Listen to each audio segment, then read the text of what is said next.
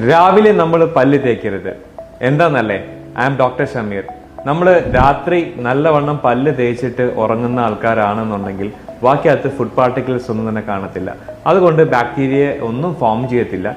ബാക്കിയകത്ത് കുറെ നല്ല ബാക്ടീരിയാസ് കാണും. ഇപ്പൊ രാവിലെ എണീറ്റ് കഴിഞ്ഞാൽ നമ്മൾ ഒരു ഗ്ലാസ് വെള്ളമൊക്കെ കുടിക്കുകയാണെന്നുണ്ടെങ്കിൽ അത് വയറിന് നല്ലതാണ്.